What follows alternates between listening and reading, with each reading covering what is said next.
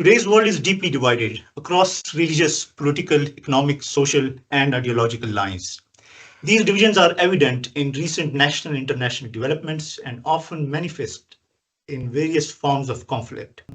Such conflicts frequently find their way to supreme or constitutional courts.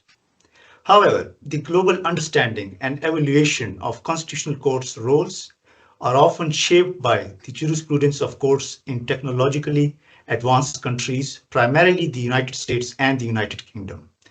The jurisprudence of courts in less technologically advanced countries is often overlooked and excluded from mainstream academic discourse. And when it is discussed, it is typically framed within the global North traditions. Today, I'm deeply honored and privileged to welcome the Right Honourable Tengku Maimun binti Tuan Mat, Chief Justice of Malaysia, as our guest speaker for the GlobalSouth Network Judges Guest Lecture Series. I would like to extend my gratitude to the GlobalSouth Network, in particular Dr. Norman Riyad, for inviting me to deliver this prestigious guest lecture. In appreciating constitutional supremacy here in Malaysia, we must first understand its diametrically opposed concept of parliamentary supremacy. In my own words, parliamentary supremacy simply means that Parliament is the ultimate constitutional authority. The most obvious and applicable example in this is the United Kingdom. I too take the firm and unyielding position that any suggestion that constitutional supremacy is the same as judicial supremacy is either paranoia, a failure to understand constitutional supremacy, and a defense of constitutionalism by a constitutionally anointed body cannot be imagined as judicial supremacy. If the notion of constitutional supremacy and its implication remains a subject of debate in jurisdictions where there is not even an express supremacy clause, how bad then can it be in Malaysia where there is such an express declaration of supremacy? Especially in relation to the basic structure doctrine, the argument appears to be centered on how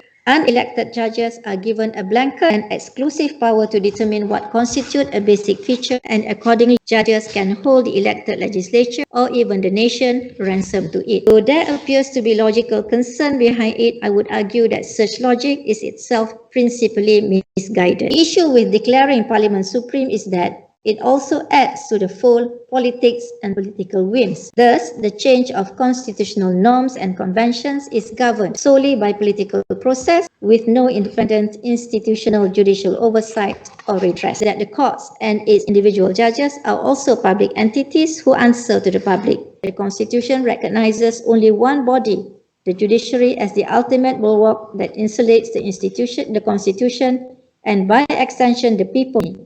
Courts are therefore not undemocratic when they simply undertake to perform and do perform their constitutionally assigned duty. Naturally, in a system where the Constitution is supreme and it is only the courts that have the final say over the interpretation of its provisions, the judiciary will be perceived as a more powerful and influential institution, as opposed to, say, a system like the United Kingdom, where such powers are never really displayed and where, in fact, Parliament here, unlike in the United Kingdom, cannot exclude judicial power, including its primary device of judicial review. The judiciary here, like that of the US and India by design, cannot be subordinate to Parliament. Ouster clauses in this example, to the extent that they seek to achieve subordination, are void under Article 4, Clause 1 of the Federal Constitution. As such, the stark difference between parliamentary versus constitutional supremacy should be obvious to any person, even with elementary understanding of constitutional law. Yet, some people, even those who are supposed to be of high learning and understanding, continue to accuse me and the current judiciary of inciting judicial supremacy and importing foreign and inapplicable case law, such as Case of Malaysia, for that purpose. We are being criticized for doing our job and for upholding the federal constitution. Like I have said in the past, I will not bend to such lame pressures and insinuations, as I remain loyal to only one cause, and that is maintaining my oath of office as a judge to preserve, protect, and defend the constitution to the best of my abilities.